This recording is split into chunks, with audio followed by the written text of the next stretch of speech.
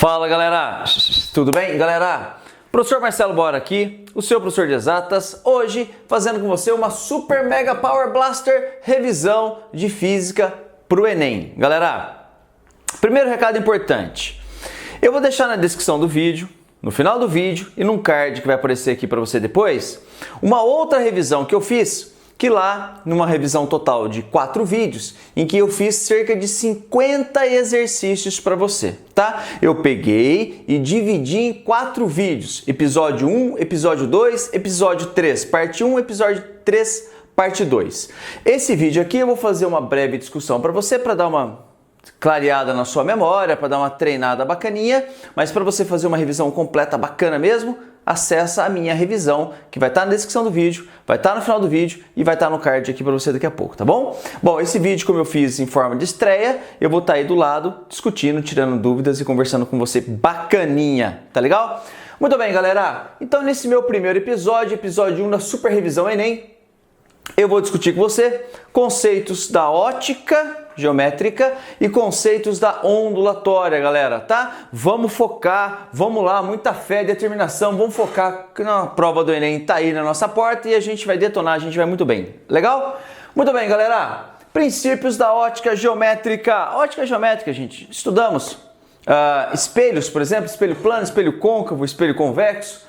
Nós estudamos, galera, cores dos corpos, por que você olha para esse objeto você vê vermelho, por que você olha para esse aqui você vê roxinho, essas coisas todas, tá legal? Então vamos começar. Episódio 1, ótica geométrica, princípios da ótica geométrica. Gente, são 3 os princípios da ótica geométrica que nós estudamos. São 3. Quais são eles, Boarô? O princípio da propagação retilínea da luz, que eu já vi cair, muitas vezes no Enem, princípio da propagação retilínea da luz, o princípio da reversibilidade e o princípio da independência da propagação dos raios de luz. Muito bem, vamos lá. O que é o princípio da propagação retilínea, Boarô? Você se lembra, quando você estava no ensino fundamental, muitos de vocês, no ensino fundamental, fizeram a seguinte experiência. A professora ou professor, ensino fundamental ou médio, né? Eu já fiz isso com meus alunos de ensino médio. A galera acha mó legal. Você quer, por exemplo, determinar a altura de um poste. Você olha para um poste e fala, que altura que tem esse poste? É difícil você pegar uma trena e ir lá e medir diretamente o poste. Mas você consegue fazer uma medida indireta. Como que você faz, Boarô? Você pega, por exemplo, aqui está o poste. Você finca uma estaca aqui próximo do poste e você faz assim, ali está a estaca, o raio de luz que vem do Sol se propaga em linha reta e eles chegam à Terra praticamente paralelos, então são paralelos aqui, e aí você faz aquela semelhança de triângulos, lembra? Hzão, altura do poste, Hzinho, altura da estaca que você fincou, São, S maiúsculo, aqui é a sombra do poste.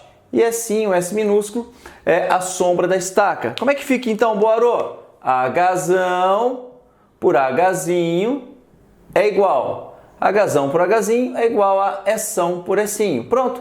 Pela semelhança de triângulos você tira isso daqui. Não é verdade? Já vi isso cair algumas vezes em alguns formatos no Enem. Você precisa saber isso, tá legal?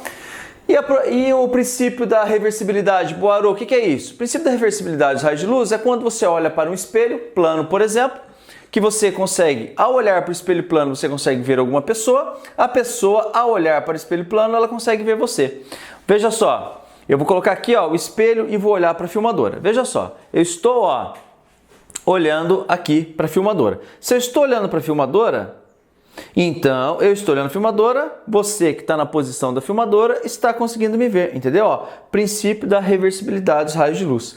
Quando é que nós temos isso, Boara? Quando você está num táxi, no Uber, por exemplo, você olha para o retrovisor, o cara está dirigindo, se ele conversa com você, ele olha, ele vê você, você olha e vê a ele. Princípio da reversibilidade dos raios de luz, tá legal? Princípio da independência. Eu gosto muito de usar como exemplo o princípio da independência um show que você tenha, uma peça teatral em que eu tenho aqui uma luz vermelha e aqui uma luz azul, por exemplo. Essa luz vermelha e a luz azul, elas se propagam, elas se cruzam como se nada tivesse acontecido. Essa luz vermelha vai gerar uma roda vermelha aqui, não é? Essa luz azul que está lá vai gerar uma roda azul aqui. Se você acende uma ou a outra ou ambas ao mesmo tempo, não vai interferir em nada. Uma passa pela outra e continua como se nada tivesse acontecido, tá legal? Princípio da independência na propagação dos raios de luz. Ótimo, tranquilo? O Enem gosta muito que você associe essas coisas ao seu cotidiano, tá, gente? Câmara escura, né? Saber que o fundo dos nossos olhos funciona de forma semelhante à câmera escura, já vi isso cair no Enem também, tá bom? Uma outra informação que eu tenho para você é que no meu canal você tem a resolução de todas as questões de todas as edições do Enem para você. Praticamente, falta só um tequinho que eu vou acabar de gravar agora, tá? Então desde 2006 até agora, tá tudo resolvido e organizado em playlist para você, tá bom? Muito bem. Galera, cores dos corpos. Isso é simples, a gente passa rapidamente porque isso é simples.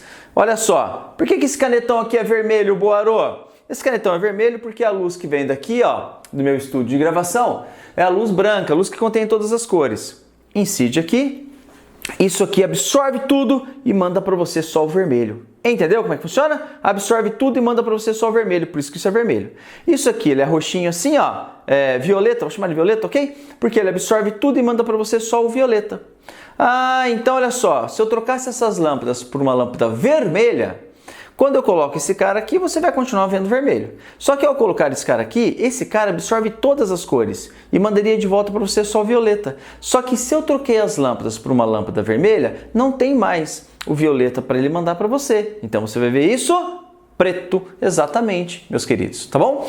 Lembrando das cores do arco-íris? Nós dividimos o arco-íris em 7 cores. VAA, VAA, V. Lembra? Vermelho, alaranjado, amarelo, verde, azul, anil, violeta. VAA, VAA, V. Vermelho, alaranjado, amarelo, verde, azul, anil, violeta. Daqui a pouco eu vou escrever o espectro eletromagnético aqui para você entender, para você se lembrar.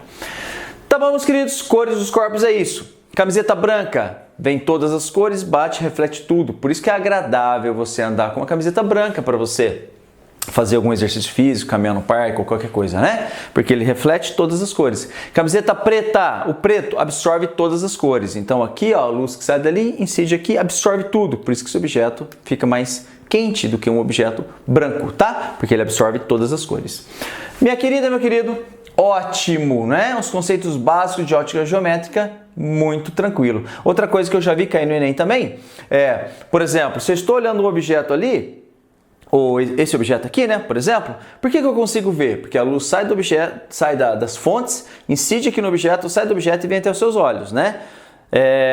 Tem uma questão que caiu no Enem uma vez que ele fala sobre o Superman, que fica olhando, né, no Superman, na historinha do Superman, sai um raio de luz do olho dele e bate lá, para que ele consiga enxergar. Isso não tem nada a ver com o princípio de formação de imagem. Nós sabemos que a luz incide nos objetos e vem até os nossos olhos e sensibiliza o fundo dos nossos olhos, onde você tem lá cones e bastonetes em que vai haver a formação da imagem, tá bom? Vamos passar então aqui para espelho plano, espelho côncavo e convexo. Espelho plano, semelhante a esse aqui, né, galera? Ó, espelho plano é esse cara aqui. Espelho plano tem uma propriedade bastante interessante, que é a reflexão especular, que nós chamamos, né? Deixa eu pegar minha régua aqui. A reflexão especular, como é que ela é, Boarô? Gente, quando você tem um espelho, assim, por exemplo, ó, esse espelho, nós fazemos os tracejadinhos aqui atrás para indicar que é a região atrás do espelho, tá? O que acontece, Boaro? Quando você manda um raio de luz nesse espelho, vai ocorrer o fenômeno da reflexão. A reflexão da luz, né? Claro, a reflexão da luz. Então, olha só. Por exemplo, se eu tenho um objeto aqui, ó, chamar de O o objeto, a luz que incide no espelho, ela sai, ela é refletida, formando o mesmo ângulo. Então, ó, ela sai formando o mesmo ângulo, está aqui, ok? Tá bom, Boarô. E como é que funciona a formação da imagem? Bom, primeiro, lembre-se que o ângulo de incidência e o ângulo de reflexão são iguais. Então, esse ângulo I e esse ângulo R são iguais.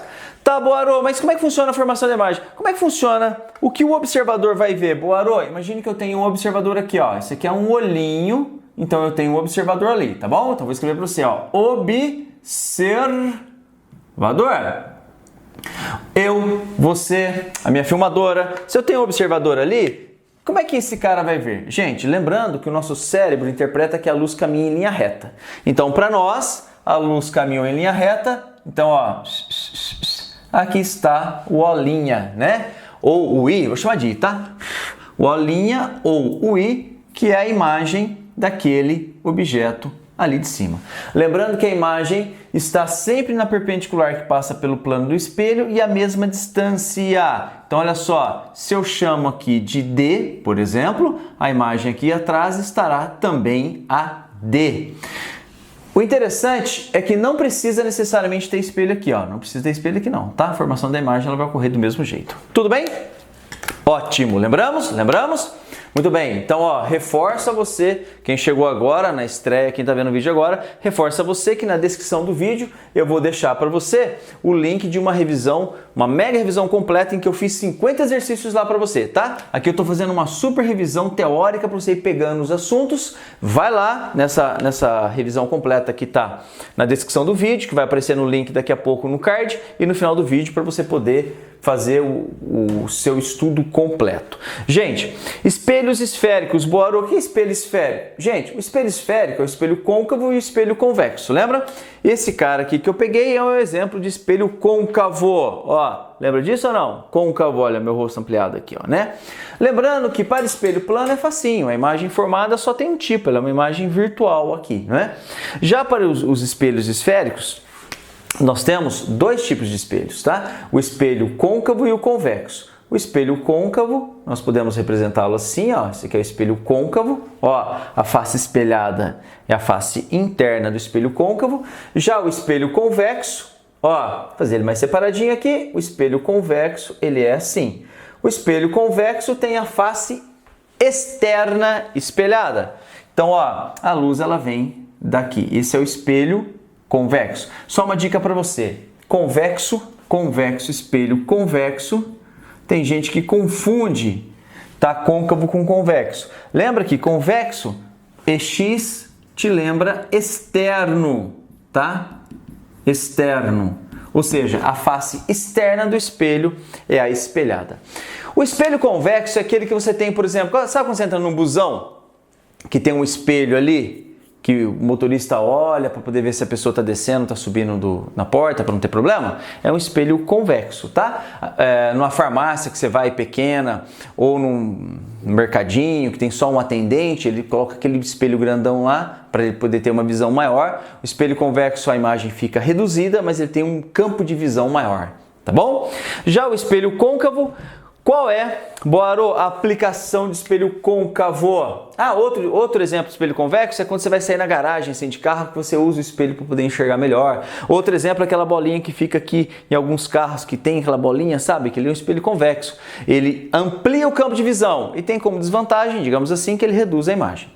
Já o espelho côncavo, qual que é a aplicação de espelho côncavo, Boaro? Dentista usa espelho côncavo. A pessoa abre a boca, ele coloca lá no fundo um espelho côncavo pequenininho para ampliar a imagem. Mostrei para você aqui, ó. Esse aqui é um exemplo, minha querida, meu querido, de espelho côncavo. Olha só como é que o Boaro ficou com o rosto grandão aqui, ó. Se for colocar lente de contato, a pessoa que faz maquiagem, né? O espelho côncavo ele tem essa grande vantagem. O espelho convexo gera sempre o mesmo tipo de imagem. Um tipo de imagem. É a imagem virtual, direita e menor. Já o espelho convexo, tá? Já o espelho côncavo, ele tem vários tipos de imagem. Vai depender da distância do objeto ao espelho, tá bom? Quando está muito pertinho, essa imagem ampliada, ela é uma imagem virtual, direita e maior. Mas pode ser também menor, né? Você pode se afastar tanto assim, ó, que a imagem fica de ponta cabeça, fica menor, tá bom? Outro recado importante para você, minha querida, meu querido, antes de eu apagar essa luz aqui e passar para o próximo quadro, é que isso aqui é uma revisão, claro. Estou fazendo uma super revisão com você e tem uma mega revisão como link para você com 50 exercícios resolvidos. Mas se surgir dúvida, vou sair da frente aqui para você copiar, tá bom? Você dá um print e copiar. Se surgir dúvida, por favor, pesquisa aí, ó, por exemplo, Boaro, espelhos esféricos. Dá um enter, no próprio YouTube ele vai apresentar para você as aulas revisadinhas, resumidinhas, tudo organizado para você, com resolução do exercício no meu canal, tá tudo completinho, tá bom? Gente, por favor, inscreva-se no canal, dá joinha nos vídeos, dá força que você puder dar para mim. Divulgue o meu Instagram, me ajuda, por favor, @professorboaro. Meu trabalho, por ser um trabalho alternativo, eu preciso muito da ajuda de vocês. Tá? Então vou apagar esse quadro aqui para a gente passar para um próximo quadro de revisão de hoje. Muito bem, galera, então continuando a nossa super revisão aqui, vou falar agora para você, nesse segundo quadro do episódio 1, de refração da luz, lente convergente e lente divergente. Galera, refração da luz. O que é refração da luz, Boaro? Bom, se eu pergunto a você o que é refração da luz, muitos alunos que já estudaram isso um pouco dizem assim: a refração da luz é quando a luz passa, por exemplo, do ar para a água e aí ela sofre um desvio, né, Boarô? Então, é verdade, essa é a situação de refração. Só que a definição de refração, galera, é quando ocorre a mudança em sua velocidade. Então veja só, a luz é uma onda que passa de um meio para outro em que ocorre a mudança, ocorre uma variação em sua velocidade, aí ocorre o fenômeno da refração. Eu gosto de destacar isso para você, porque às vezes eles cobram de você, porque veja só, se eu incidir, meus queridos, o raio de luz aqui direto, sem sofrer desvio, ocorreu refração, Boarô? Sim, ocorreu refração, mas a luz não desviou, tá bom? Por exemplo, quando a luz passa da água para o ar, ela vai sofrer um desvio.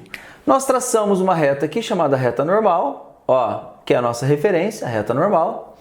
Aqui existe um ângulo de incidência, que eu vou chamar de θ1, por exemplo. Aqui existe um ângulo de refração, θ2. Pode ser I, R, não importa, né?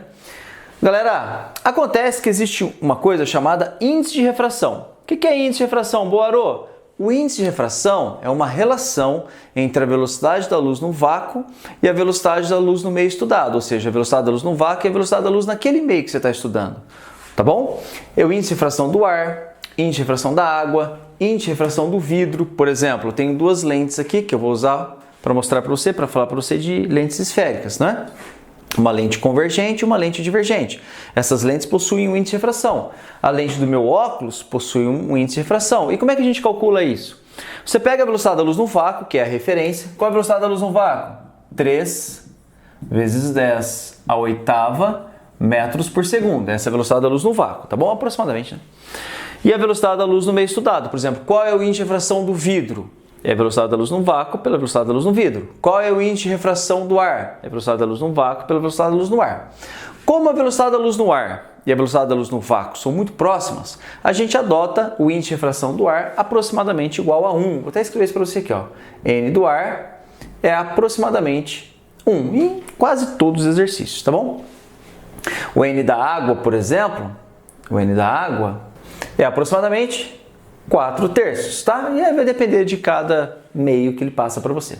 Bom, agora aqui existe uma equação extremamente importante que é chamada lei de Snell-Descartes, que relaciona o índice de refração desse meio com esse ângulo, o índice de refração desse meio com esse ângulo. Então vai ficar N do ar ou N1, eu vou escrever N1 de maneira geral, porque não necessariamente é o ar e água, né, gente? O mais comum é ar e água, mas não necessariamente. Então, N desse meio vezes o seno desse ângulo, N1 seno de θ1 é igual a N2 seno de θ2.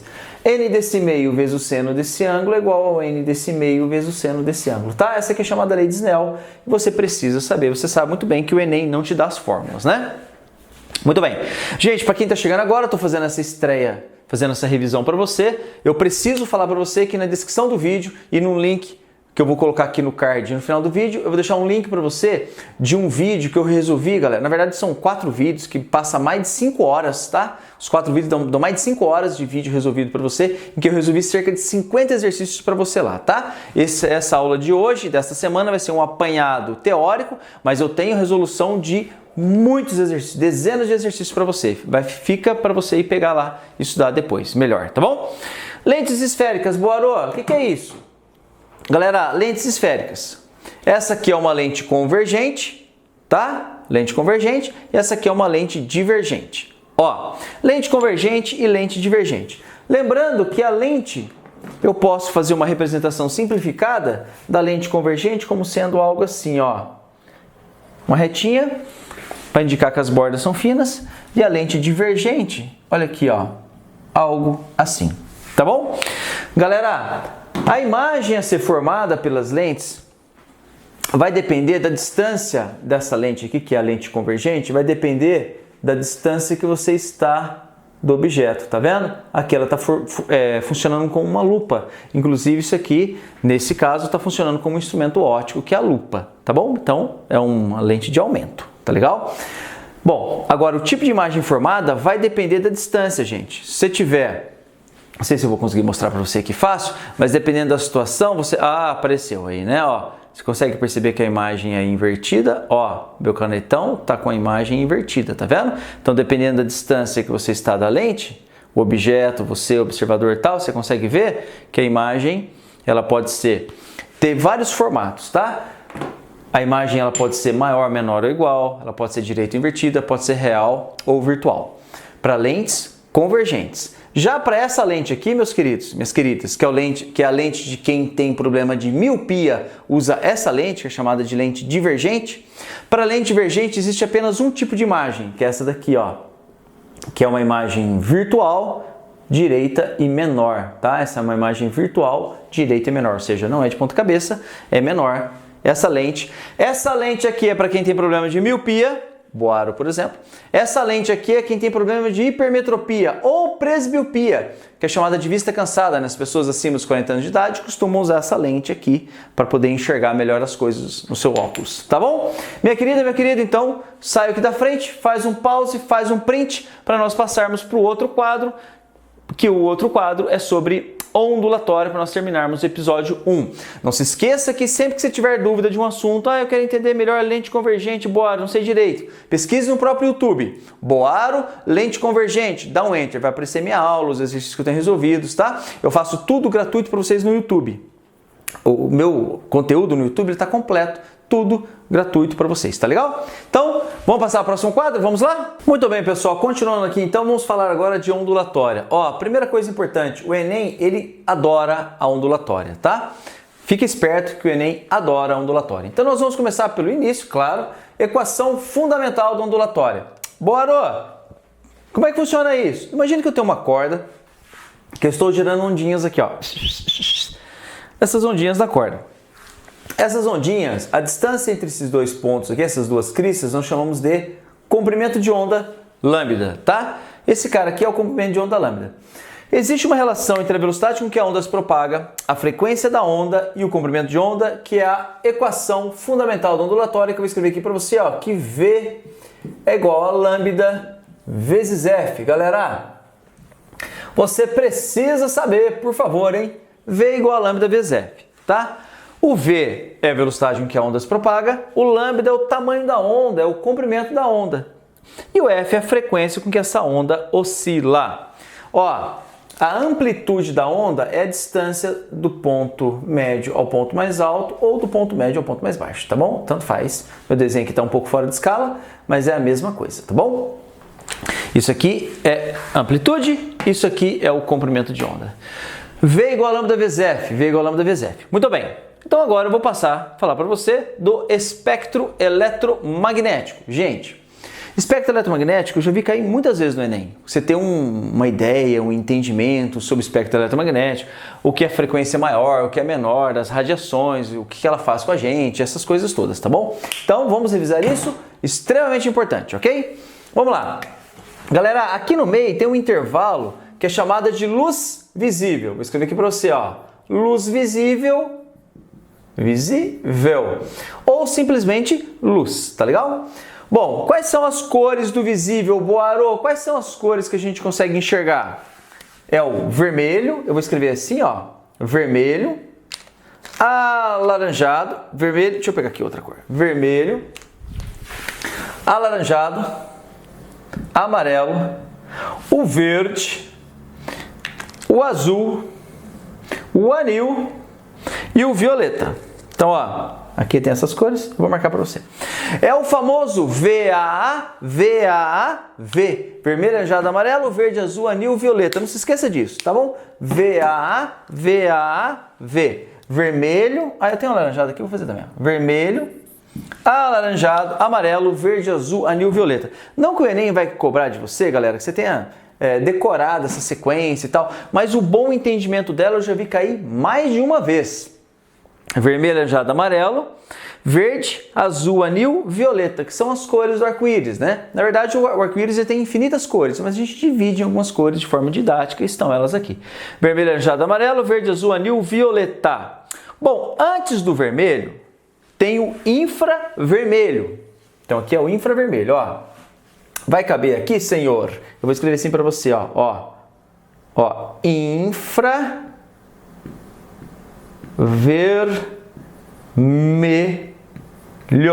Aqui é o infravermelho. Após o violeta, tem uma coisa que é o ultravioleta, tá? Então, ó, ultravioleta. Tá bom? Então tá assim. Antes do vermelho, infravermelho. Após o violeta, ultravioleta. Depois do ultravioleta ainda tem o raio X, tá? E o raio gama, que são extremamente energéticos, né? Raio X a gente usa para tirar radiografia, ver se a pessoa tem alguma lesão, quebrou um osso, alguma coisa, né? E o raio gama é um raio que é emitido em decaimento radioativo, tá bom? Agora, anterior ao infravermelho, você tem radiações com menos energia, que nós usamos em comunicação, tá? Por exemplo, aqui eu tenho um grupo que nós chamamos de micro-ondas. Ó, micro-ondas. Galera, micro-ondas, Boaro, aquele do aparelho? Sim, não, mas mais do que aquele, tá?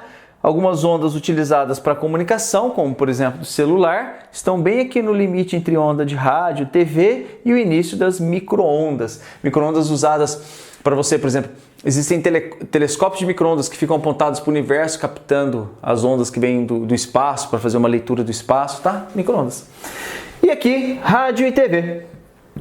Ondas de rádio e TV. Galera, esse é o famoso espectro eletromagnético que você precisa ter uma noção boa, porque o Enem adora cobrar isso de você. Tá legal? Bom, então sai da frente aqui para você fazer um print, para a gente falar um pouco mais da ondulatória, para você ir bem e destruir o seu Enem. Torço muito por você, tá bom? Vamos lá? Pessoal, vamos lá? Então vamos continuar nosso próximo quadro aqui da ondulatória com fenômenos ondulatórios. Galera, eu vou falar para vocês uma coisa, hein? Esse quadro aqui, eu sou quase capaz de apostar com você que vai ter uma questão no Enem. Você sabe por quê? Porque o Enem adora isso aqui. Isso aqui cai sempre, cai direto isso no Enem, galera. Direto cai isso aqui no Enem, tá? Esse quadro com um próximo quadro, que tem efeito Doppler também, que eu vou falar para você daqui a pouco, tá bom? Então vamos lá, ó. Simples pra caramba. Ressonância, difração, polarização e interferência. O que é ressonância, Boarô? Eu sempre falo, porque quando a gente fala em ressonância, os alunos sempre lembram de ressonância magnética. Mas ressonância é um conceito muito mais geral. A ressonância magnética usa um determinado tipo de ressonância lá, por pulsos magnéticos e tal, mas isso aqui é algo mais geral. Veja só, você já viu? O pessoal, cantor lírico, pega uma taça, por exemplo, e faz assim, ó. Tum, aí ele escuta e depois ele tenta quebrar, opa, para quebrar a taça. Esse fenômeno chama ressonância, galera. Quando uma criança está num balanço, alguém vai dar um empurrão e ela vai e aumenta a amplitude de oscilação assim, ó, isso também chama ressonância, tá? Quando você está, por exemplo, de um lado de um caminhão, um carro parado num semáforo, ou um ônibus, né, um caminhão ou ônibus, normalmente eles começam a fazer e começa a tremer uma parte da lata assim dele, é o fenômeno da ressonância, tá? Ele entra em ressonância. Aumenta a amplitude de oscilação graças a reforço na mesma frequência, tá bom? Esse é o fenômeno de ressonância. Uma dica que eu dou para você é você pesquisar aí, ó, Tacoma, ressonância Tacoma, dá um enter dentro do YouTube mesmo, você vai ver uma ponte na cidade de Tacoma, nos Estados Unidos, eu sempre uso como referência porque é impressionante, conforme ela vai oscilando assim, galera, ela e quebrou. Meu, uma coisa impressionante, feita de concreto, cimento, concreto, ferragem, e o negócio quebrou que parecia de brinquedo, graças ao fenômeno da ressonância. Outro fenômeno importante que cai bastante é o fenômeno da difração. Então imagina que eu esteja mandando ondas aqui, ó. Essas ondas estão vindo para cá, ó. E aí, galera, o que acontece? Essas ondas, quando chegam ao obstáculo, ela contorna o obstáculo. Difração é a propriedade que a onda tem de... Aqui ficou feinho, né? O comprimento de onda não muda, o comprimento de onda é o mesmo, tá? Aqui e aqui o comprimento de onda é o mesmo. A difração é a propriedade que a onda tem de contornar obstáculos. Já vi isso cair várias vezes no Enem também, tá? Aqui tem um dado importante, que a fenda, vou chamar de Azinho, e o comprimento de onda aqui, lambda, que é visto por cima, tá, gente? Aqui é uma onda, por exemplo, num tanque, caminhando assim, tá? Aqui um obstáculo, aí ela passa. O comprimento de onda, visto aqui de cima, tem que ser da ordem da fenda. Ó, eu digo a você uma coisa. Já vi muitas vezes cair, por exemplo, por que quando a porta está aberta, a janela está aberta no ambiente, você fala, a pessoa que está lá atrás escuta você, só que ela não consegue ver você? Porque a onda sonora contorna o obstáculo, difração. Já a onda luminosa, para ela contornar o obstáculo tem que ser da ordem do comprimento de onda dela. E como a onda luminosa, o comprimento de onda é muito pequenininho, a fenda, o buraquinho tem que ser algo muito pequenininho, tá bom? Então, o fenômeno da difração, muito legal. Polarização, Boaro. O que é polarização? Polarização é fácil. Imagina que você tem a onda, a luz, e ela, galera, essa luz, ela oscila nas várias direções. Uma luz não polarizada, oscila em várias direções e se propaga. E aí você faz ela passar por um filtro, tá? Um filtro chamado polarizador. E aí ele vai permitir que a onda que passe, ela seja apenas na direção da polarização dele, entendeu? Então se essa onda está oscilando para tudo que é lado, ela passa por aqui e vai seguir apenas a direção de polarização dela. Isso aqui é usado, por exemplo, em óculos que você coloca, tem óculos de sol que são chamados de polaroides, já ouviu falar? Por quê? É uma forma dele bloquear a onda que é refletida pela água, por exemplo, se tem reflexo no solo, choveu, tá lá, o cara tá dirigindo, aquele reflexo atrapalha. Então, aquele óculos ele deixa passar a luz apenas em uma direção, então ele bloqueia aquele reflexo que incomoda o motorista. O fenômeno da polarização. Interferência, Boaro, estamos acabando já, hein? Interferência. Por exemplo, um radinho, por exemplo, duas ondas numa corda, você deixa uma corda esticada, eu mando um pulso daqui para lá, alguém manda um pulso de lá para cá. Quando esses pulsos se encontram, ocorre o fenômeno da interferência, eles se somam aqui, ó. E aí depois um passa pelo outro como se nada tivesse acontecido, ó, como se nada tivesse acontecido. Eu já vi isso cair muitas vezes no Enem. Galera, no meu canal tem a resolução de praticamente todas as questões do Enem, de todos os anos do Enem, tá? Então, eu vou resolvendo aqui para você, eu vou falando, dando umas dicas e tal, eu vou lembrando das questões. Então, já vi isso aqui cair no Enem mais de uma vez, tá legal? Interferência de onda sonora, interferência até de aparelho de som em que você liga os fios invertidos, já várias situações, tá bom? Mais uma coisa que eu falo para você. No dia do Enem mesmo, após a prova do Enem, eu faço uma live resolvendo a prova para vocês, tá bom? Me esqueci de falar isso antes, né? Vai ter uma live resolvendo isso para você no dia do Enem, tá bom? Muito bem, então, ó. Aí, por exemplo, um rádio que ele dá aquela zoada quando você está sintonizando, também é falando da interferência. Por quê? Porque eu estou chegando ondas aqui, ó, com um comprimento de ondas próximos, ou seja, frequências próximas, vinda de fontes diferentes, por exemplo, de rádio pirata, sabe? Problema de interferência em avião, já vi isso cair tantas vezes no Enem. Por que você tem que desligar a interferência, entendeu? Seu celular, por que você tem que deixar no modo avião? Porque causa interferência, atrapalha a comunicação, pode causar acidente. Como eu estou fazendo sempre, eu saio aqui da frente, você dá um print maroto, copia pra gente ir para mais um quadro da ondulatória, tá legal? Galera, vamos lá então, vamos concluir a aula de hoje, o episódio número 1, esse finalzinho aqui da ondulatória, a parte acústica. Galera, primeiro vamos estudar aqui a onda sonora. Lembrando que a onda sonora é uma onda mecânica e longitudinal, ou seja, quando eu falo as minhas cordas vocais vibram assim, produz essa onda que vibra assim, que vai até as pessoas que estão aqui, ou até o microfone que capta aqui, vai até você, o alto-falante, né, do seu smartphone, tablet, qualquer coisa, ele produz a onda assim também. Então a onda mecânica e longitudinal é a onda sonora.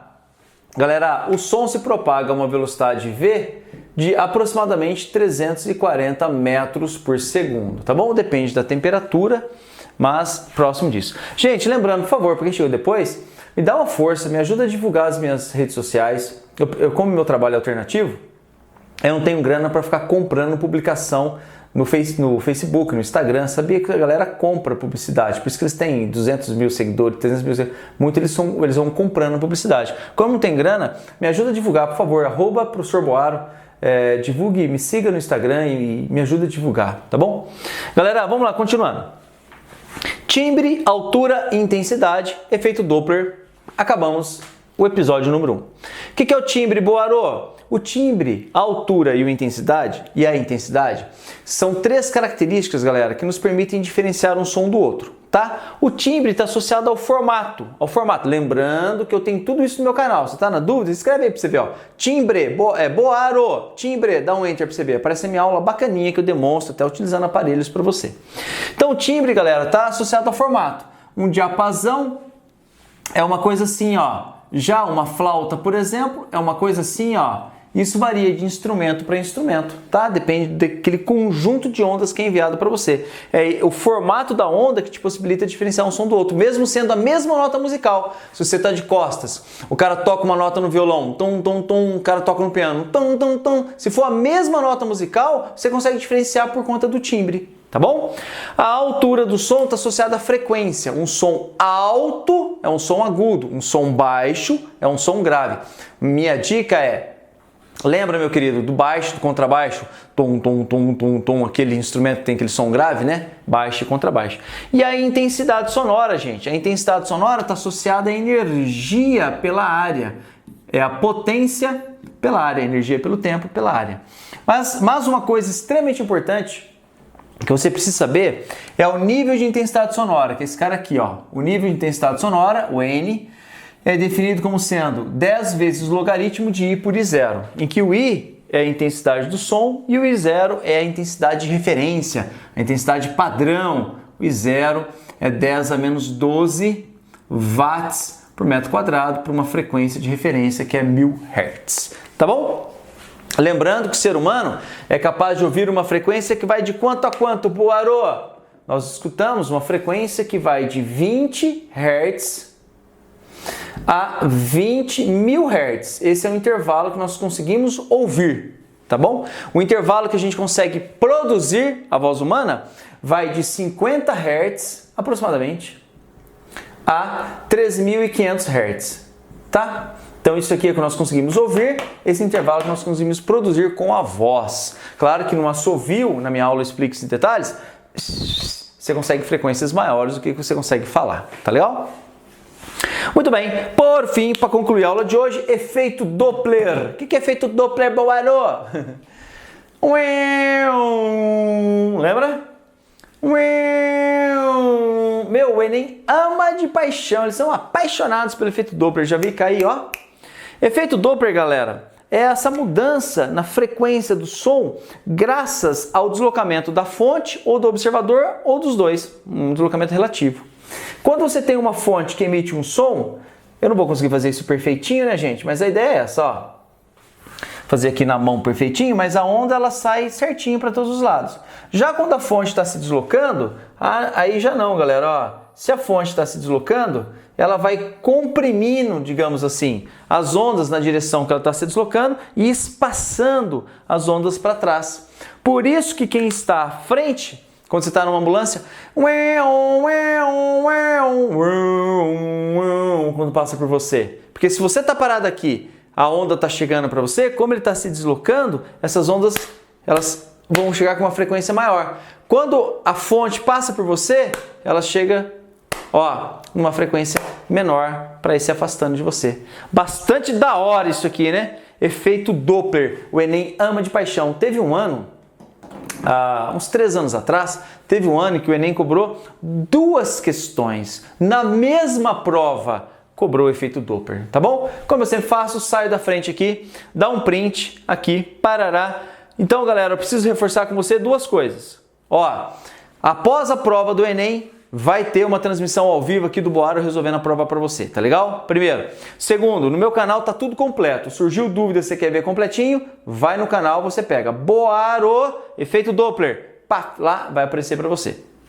Tá legal? Tudo isso com bastante cuidado para você. Galera, então é isso. Terminamos o episódio número 1. Descrição do vídeo, final do vídeo, link no card para você achar a Mega Blaster revisão completa com resolução de cerca de 50 exercícios para você do Enem. Eu torço muito pelo seu sucesso, coloco muito nas orações para que você se dê bem, mas a cada um segundo o seu merecimento. Vai atrás, luta, estuda, tenta, que você consegue alcançar seu objetivo. Muito obrigado, tudo bom você. Fica com Deus e até mais. Valeu!